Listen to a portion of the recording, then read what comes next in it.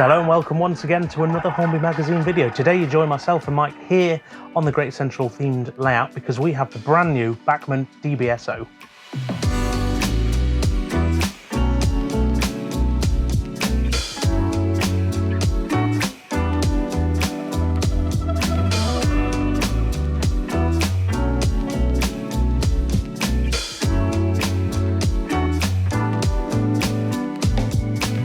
So we actually have one. I can't believe it.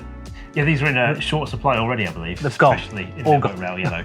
I've got to say, I did jump straight onto the retailer's shops as soon as these were announced, back in the Bachmann announcements, to make sure I pre-ordered one, because I've been collecting Network Rail stock lately. It's a missing piece that I really wanted, and I wanted to ensure I got one. So Mike, bring us all up to scratch. What is a DBSO? So a DBSO is a driving brake second open.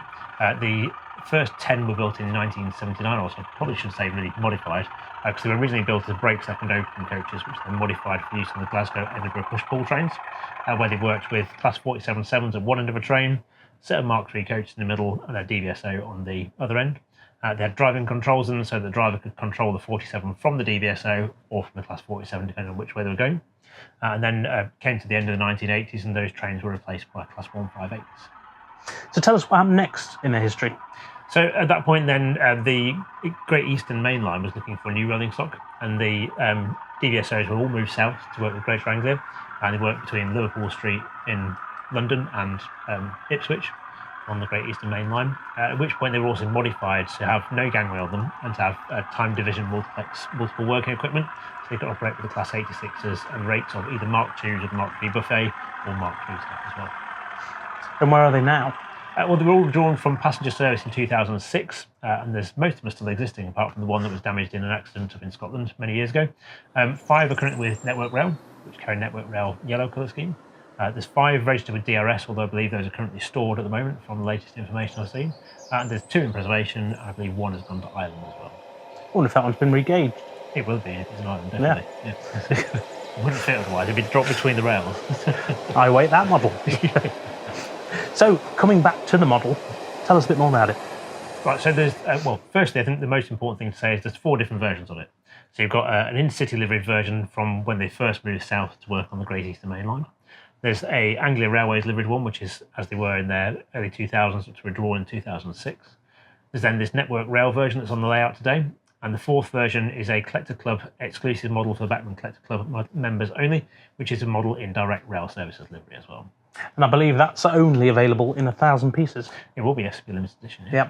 So that's going to be sought after. It will be, yes. Well, these have already been very sought after, definitely. So it's amazing how much excitement there's been around a coach. Well, I suppose we've had a long time where everyone's got the 37, everyone's got the coaches, no one has the end. Yeah. So, thoughts on the model? Thoughts on the model? I love it. I think this is a good example of where you can add value to a model to make it really worth the price it's being charged for it.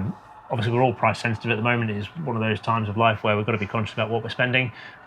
This isn't a cheap coach by any stretch of the imagination. I don't think there's any way we can get around that, but it has got lots of things back for your money. So for starters, all of them are DCC fitted. So they all come from the factory with a DCC decoder in them. And that means that you've got fully independent control of all lighting on the vehicle. So you can turn the head and tail lights are operated by function 0, but they change direction with change of direction on the control set. It's then got independent control of the cab interior lights, the guards compartment lights, and the saloon lights. They're all separate functions 2, 3, and 4. And then you've also got functions 5 and 6, which control the door interlocking lights by the door entrance as well. So you've got lots of nice play value from a coach. Add to that, it's also got really nice detail to it as well. So you've got all the full set of accessories to put underneath the front of it. The bogie detail is lovely. The steps are all picked out nicely. You've got etched metal grills on the front of it. You've got flush glazing throughout. You can see etched metal components inside the guards compartment as well. You've got a full cab control desk in it. This really is a superb little model. Which is good because it is a premium price, as we mentioned. Yeah. But it is quite a small vehicle collection. I mean, there are only ever 14 of these built at the end of the day. I think it's not like a Mark II TSO, for example, a tourist standard open, where you might buy 4 or 5 of them. This is going to be a one vehicle at the end of a train. So naturally, like some of the DVT type coaches, it'll be slightly more expensive. But I do like the fact that Bachmann's put the effort in to add that extra functionality in on top of it, just being a coach with some lights on the end. And I've always found it fascinating, particularly Network Rail livered stock. Always seems to do very well. It does. I think actually the whole interest in test trains, whether you're talking the earlier RTC stock or the later Network Rail trains, it's always been a really exciting part of the railway network.